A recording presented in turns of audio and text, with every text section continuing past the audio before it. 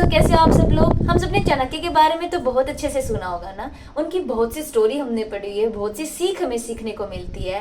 ठीक वैसे ही एक छोटी सी स्टोरी मैंने भी पढ़ी चाणक्य और उनकी माँ के ऊपर, जो बहुत ही प्यारी थी, जो मैं आपको बताऊंगी, आपको भी बहुत पसंद आएगी। चाणक्य और उनकी माँ दोनों एक साथ रहते थे, पूरी प्रेम भावना के साथ रहते थे। जो चाणक्य थे वो भी अपने माँ के प्रति पूरी तरह से समर्पित थे और उनकी माताश्री चाहती थी कि वे संसार में सबसे बड़े आदमी बने। एक दिन क्या होता है, चाणक्य को किसी काम से बाहर जाना पड़ता है तो घर पर उनकी माँ अकेली होती है। जब उनकी माँ घर पर अकेली थी तभी एक ज्योतिषी उनके घर आया। उनकी जो माँ थी वो अपने पुत्र के भविष्य के लिए बड़ी चिंतित रहती थी, इसलिए उन्होंने क्या किया, जन्म कुंडली लेकर आए और उन ज्योतिषी को दिखाई।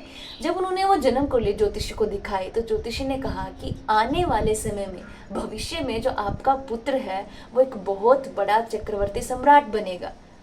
और अगर आपको मेरी बात पर यकीन नहीं है तो आप उसके ऊपरी दांत पर नागराज के निशान को देख सकते हैं।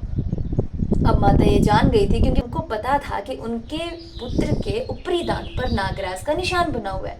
अब जैसे उन्होंने ये सुना तो वो बहुत ज़्यादा घबरा गए, उनके आंखों से अश्रु बहने लगे, वो बहुत ज़्यादा चिंता में पड़ गए। क्यों? क्योंकि वो ये सोचने लगे कि अगर मेरा पुत्र चक्रवर्ती सम्राट बन जाएगा तो उसके पास बहुत सारा कामकाज आ जाएगा। वो उन कामकाज के चक्कर में कहीं मुझे ना भूल जाए, कहीं मेरा बेटा इतना व्यस्त ना हो जाए कि वो मुझे समय देना ही भूल जाए। वो इस बात को सोच रही थी। सोचते सोचते शाम हो गई, उन्होंने खाना तक नहीं खाया। जब शाम को चाणक्य घर वापस लौटे और उन्होंने अपनी माँ की ऐसी हालत देखी तो उन्होंने प्रश्न किया अपनी माँ से। और जब उनकी माँ ने पूरी घटना बताई तब उन्होंने कुछ नहीं कहा, एक शब्द उन्होंने नहीं बोला। वो रसोई घर में गए, वहाँ जाके उन्होंने चाकू उठाया और अकेले में जाकर जिस दांत पर उनके नागराज का निशान बना हुआ था उस दांत को उन्होंने बाहर निकाला और अपनी माँ के आगे लाकर रख दिया। और उन्होंने कहा, जो उन्होंने कहा वो दिल को छू जाने वाली बात थी। जो उन्होंने कहा वो एक बहुत बड़ी सीख देने वाली बात थी। उन्होंने कहा, माँ, आपके आगे मेरे लिए चक्रवर्ती सम्राट की कोई कीमत नहीं है। जो सीख आपने मुझे बचपन से दी, जो कुछ आपने मुझे बचपन से सिखाया, उसका तो कोई मोल ही नहीं है। तो मैं कैसे चक्रवर्ती सम्राट को चुन लूँ? माँ माँ होती है।